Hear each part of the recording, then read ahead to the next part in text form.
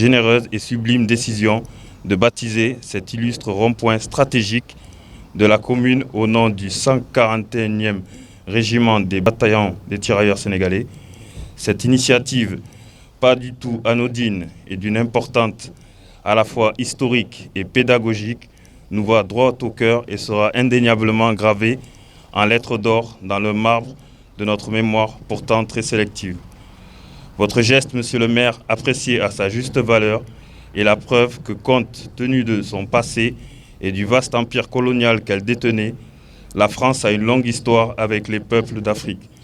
La France contemporaine et par ricochet l'immigration africaine que certains hommes politiques en mal de programme ont la mine d'exploiter de façon honteuse à la veille de chaque élection sont un peu le fruit de cette histoire.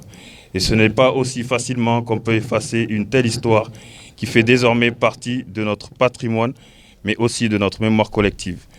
Mesdames, messieurs, au moment où les derniers survivants des guerres mondiales sont progressivement en train de s'éteindre, puisque le rang ne cesse de s'éclaircir, le nom de ce rond-point ne manquera point de rappeler à certains qui ont peut-être des trous de mémoire, mais surtout à révéler à d'autres. On veut parler des jeunes générations qui ont pour dénominateur commun celui d'avoir été loin du théâtre des opérations de guerre, aussi bien dans le temps que dans l'espace. Que malgré le silence assourdissant des manuels d'histoire sur le sujet, l'Afrique, dont la contribution à l'effort de guerre a été loin d'être dérisoire, a payé un lourd tribut aux guerres qui ont engagé la France et le monde. D'abord sur le plan humain, puisque ce sont les forces vives du continent qui, à fleur de l'âge, avaient parfois enrôlé de force dans l'armée française, puis sur le plan économique et financier, puisque les impôts prélevés et les récoltes des paysans étaient purement et simplement acheminés vers le front pour entretenir l'armée française engagée dans un combat sans merci contre l'ennemi nazi. Évoquer ce passé douloureux qui nous unit ne signifie point que nous soyons habités d'un violent désir de vouloir remuer le couteau dans la plaie de notre histoire commune, mais comme on a l'habitude de le souligner assez souvent, le plus court chemin vers le futur passe nécessairement par le passé. Il faudra par conséquent savoir s'adosser sur ce passé pour espérer maîtriser le présent, puis éclairer l'avenir.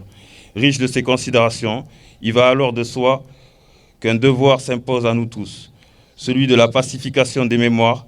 En effet, pacifier les mémoires, c'est pouvoir parler de l'histoire de France sans être dans le reproche, dans la rancune, dans la revanche ou dans le mépris. Donc parler de l'histoire de France, c'est savoir aussi mettre en évidence la France des droits de l'homme, sans pour autant chercher à mettre un voile pudique sur la France colonisatrice.